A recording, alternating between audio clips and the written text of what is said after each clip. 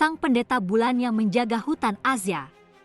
Nia tinggal di Asia bersama para Moon Elf lainnya.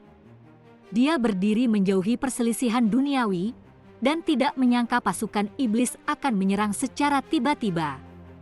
Untuk melindungi tanah airnya, Nia, sebagai pendeta bulan, memimpin para peri bulan lainnya dalam pertahanan melawan musuh asing.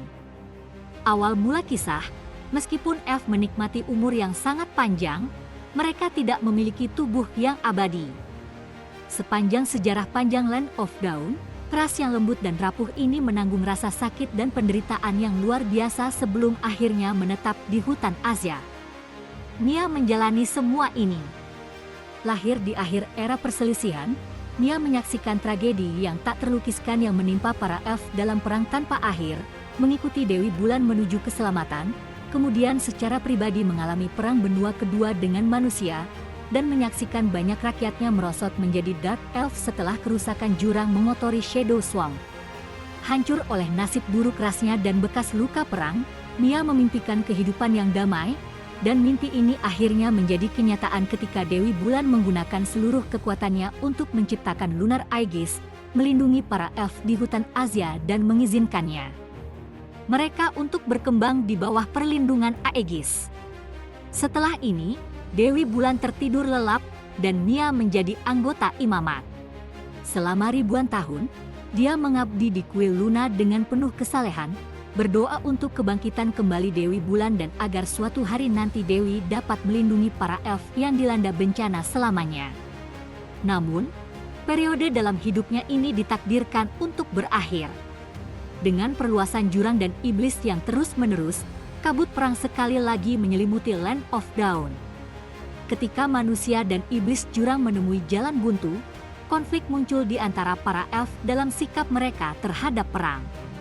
Faksi yang dipimpin oleh Raja Elf, Estes, percaya bahwa jurang jahat akan membawa bencana ke seluruh benua, dan para elf harus mengambil inisiatif untuk menghancurkan iblis. Banyak elf lain yang percaya bahwa rakyatnya sudah cukup menderita dan tidak boleh terlibat dalam perang lagi, melainkan hidup aman di dalam perbatasan hutan Asia di bawah perlindungan Aegis Dewi Bulan. Apa yang Estes tidak mengerti adalah bahwa saudara perempuannya, Nia, berada di pihak yang berlawanan dalam konflik internal ini. Meskipun dia menjunjung perdamaian, Nia masih ingat dengan kuat mandat terakhir Dewi Bulan untuk melindungi rakyatnya sendiri, apapun yang terjadi. Oleh karena itu, dia tidak ingin melihat nyawa elf lagi dikorbankan atas nama kebenaran. Pada akhirnya, sebagian besar elf memilih untuk mempertahankan hutan Asia, tapi mereka tidak tahu, mereka sedang membawa bencana lain.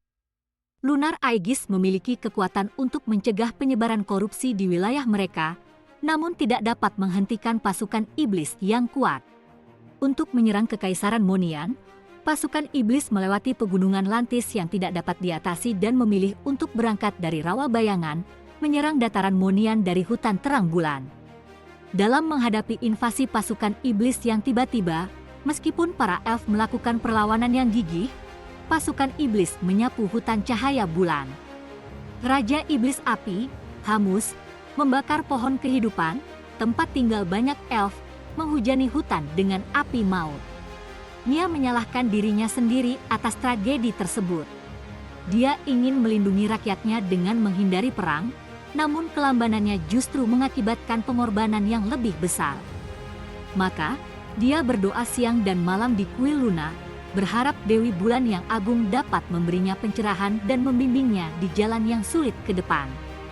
Namun, Dewi Bulan yang tertidur tidak memberikan pencerahan yang dicari Nia, dan cahaya hutan cahaya bulan menjadi semakin redup dari hari ke hari. Estes dan beberapa elf lainnya mulai melemah akibat berkurangnya energi bulan. Di kejauhan, para orc dan iblis yang dipimpin oleh Balmond berkumpul di Stormy Wastelands. Kali ini, target mereka bukanlah Monian Empire, tapi Monolith Forest itu sendiri. Dengan Dewi Bulan Agung yang masih tertidur, dan kekuatan Estes yang menurun, Nia tidak punya pilihan. Entah dia siap atau tidak, perang akhirnya menemukannya sekali lagi. Dia terpaksa memikul tugas pendeta bulan dan memimpin rakyatnya untuk mempertahankan tanah air mereka. Ketika suara genderang perang orc terdengar mendekat, pasukan hutan cahaya bulan juga membunyikan horn yang tidak pernah terdengar selama ribuan tahun. Mia, pendeta bulan, mengambil busur peraknya dan bergabung dengan bangsanya untuk bertarung di bawah sinar bulan. Dewi Bulan Agung, jika perang harus terjadi di negeri ini, pengorbanan tidak dapat dihindari. Tolong beri saya kekuatan, keberanian, dan keyakinan untuk melindungi rakyat saya dan tanah air kami.